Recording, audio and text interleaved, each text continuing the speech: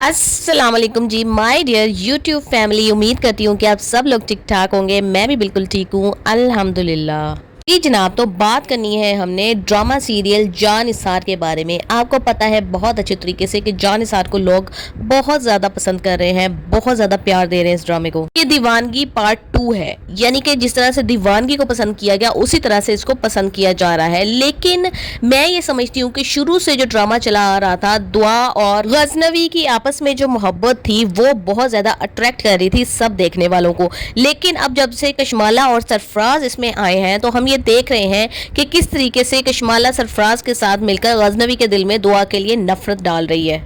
लेकिन मैं समझती हूँ कि इसमें सबसे बड़ी गलती, सबसे बड़ी बेवकूफ़ी दुआ की अपनी है, क्योंकि जब तक आप अपने शौहर को सारी बात नहीं बताते तो उसको किस तरह से अंडरस्टैंडिंग होगी कि आप ठीक रास्ते पर चल रही हैं या आप गलत रास्ते पर चल रही हैं। जब वो तुम्हें एक एक बात बताता है, जब पहली दफ़ा तुम्हें मिसअंडरस्टैंडिंग हुई थी कशमाला के बारे में कि ये इसकी पहली बीवी है और उसने मुझे नहीं बताया, तो उसने उसी रात डिटेल के साथ तुम्हें सारी बात बताई कि ये मेरे बड़े भाई की बीवी थी। लेकिन उनकी डेथ के बाद अचानक से उनको जब मर्डर किया गया तो उनकी डेथ के बाद इनके 2 बच्चे थे। मेरे वालिदैन ने ये फैसला किया कि नहीं जी, इनको घर में ही रखना चाहिए क्योंकि हमारे पास हमारी 2 वारिस मौजूद हैं, तो इसलिए इसकी शादी मेरे से कर दी गई। लेकिन हमारे बीच में मियाँ बीवी वाला कोई भी ताल्लुक नहीं है, क्योंकि मैं इस तरह से इस नज़र से उसको देखता ही नहीं हूँ। फिर उसके बाद फरा का चक्कर सामने आया तो बहुत ज़्यादा मिसअंडरस्टैंडिंग क्रिएट हुई दुआ के दिल में भी। लेकिन गजनवी के दिल में अब उसके लिए कोई भी ऐसी बात नहीं थी। वो औरत बहुत ज़्यादा पीछे पड़ गई थी और एक प्लान के तहत पीछे पड़ी थी। उस प्लान में उसका शौहर भी शामिल था। फिर उसके बाद भी गजनवी ने बिठा कर दुआ को बहुत ही अच्छे तरीके से बताया कि हाँ, मैं इसके साथ शादी करना चाहता था, लेकिन हमारी शादी ना हो सकी। जब उसने देखा कि मुझे ज़बरदस्ती शादी करनी पड़ी मेरे भाई की बीवी से, मैंने उसको बताया भी था कि ये एक कंप्रोमाइजिंग मैरिज है, लेकिन वो नहीं मानी और मुझे छोड़कर चली गई। अब जबकि वो वापस आई है तो मेरे दिल में उसके लिए कोई भी ऐसी बात नहीं है।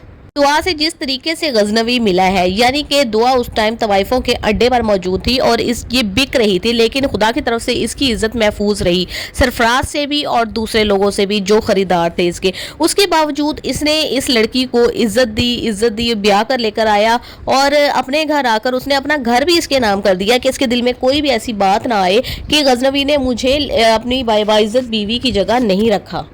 जहाँ पे दुआ का ये फर्ज बनता था कि अगर गजनवी के दिल में कोई भी बात आ रही है तो वो उसको क्लैरिफाई करती और अपनी पिछली पूरी ज़िंदगी के बारे में बताती, उसको बताती कि किस तरीके से मैं वहाँ पे पहुँची थी, क्या हालात मेरे साथ पेश आए थे।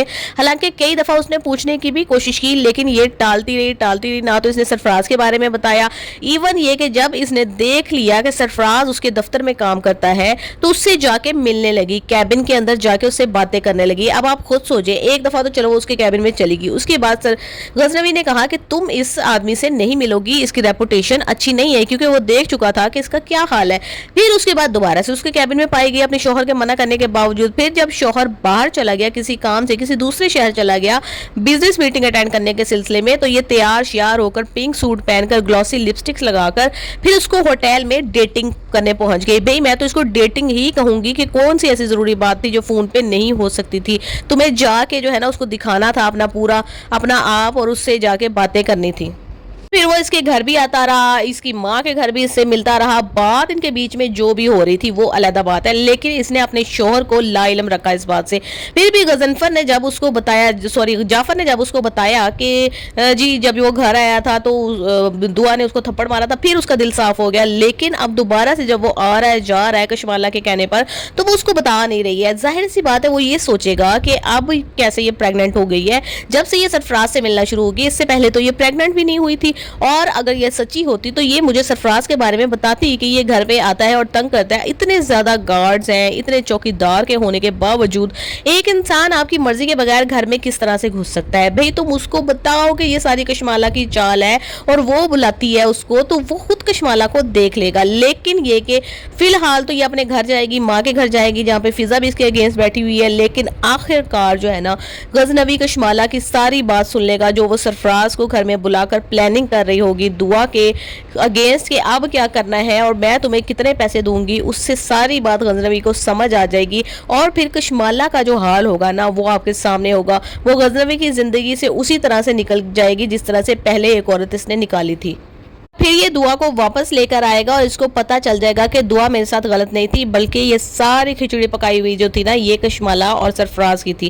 ویسے اور کشمالہ اور سرفراز کی کیمسٹری آپس میں اتنی ملتی ہے کہ میرا تو خیال ہے کہ ان دونوں کو فارغ ہونے کے بعد، وہ فضا سے فارغ ہو گیا اور یہ اس سے، تو شادی کر لیں گے دونوں۔